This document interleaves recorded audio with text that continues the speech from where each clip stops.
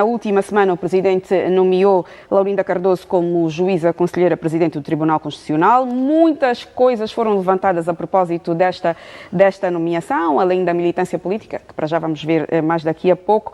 Falou-se também do facto de ser jovem, a experiência no exercício da magistratura e do exercício da advocacia.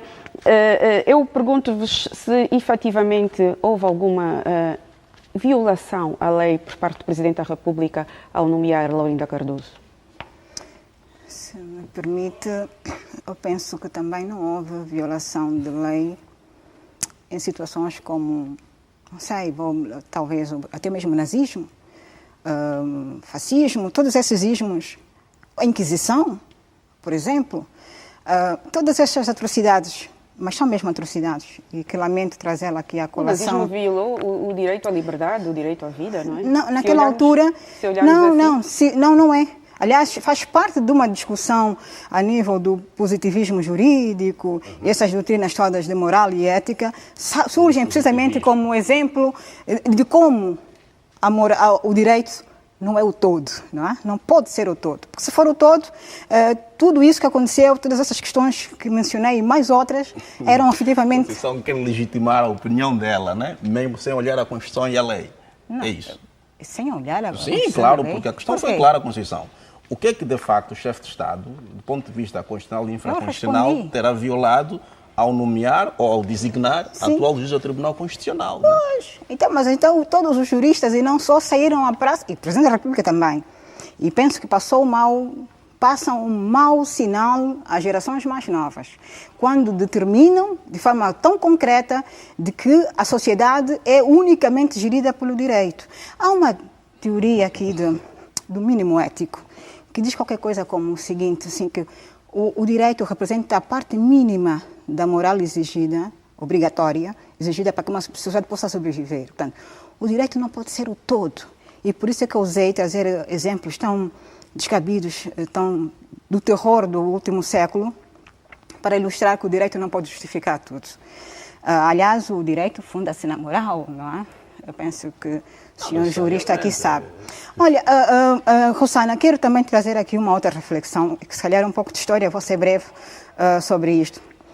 Eu penso que a doutora Laurinda Cardoso está a viver uma situação que eu se calhar comparava ao dilema de Pompeia. Não sei se conhece Pompeia, esposa de Júlio César, que provocou a célebre frase: a mulher de César não basta ser honesta, tem de parecer.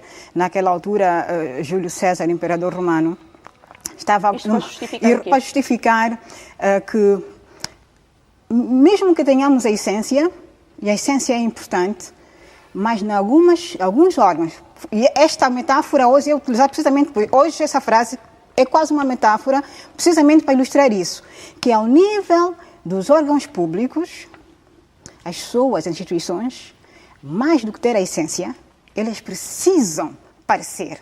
E penso que nesse aspecto a doutora Laurinda Gouveia vive o dilema de Pompeia.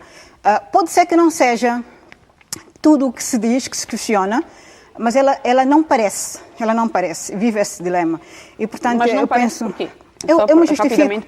Primeiro, porque a doutora Laurinda Cardoso está na praça pública uma série de questionamentos em relação a negócios, uma teia de negócios, que deixa-me dizer o seguinte: hoje qualquer um de nós está propenso a isso com a internet. Estamos propensos a isso. Mas pelo nível de detalhes e documentação que vem na praça pública, e também fruto de uma peça jornalística de investigação, eu penso, e por causa do cargo que vai ocupar, ou que já ocupa, são elementos que não devem ser descurados. Eles não podem ser, portanto, negligenciados. Não podem. Uma segunda questão, no âmbito do parecer honesta. Embora também a lei não obrigue que seja alguém sem qualquer filiação partidária, mas em nome do parecer ser, o que é que acontece? O próprio indicador, o Presidente da República, deve funcionar um pouco como um rei filósofo. de Xenofonte, que precisa ter discernimento ou perspicácia suficiente para identificar alguém que traga maior consenso, ou que pelo menos não provoque tanto.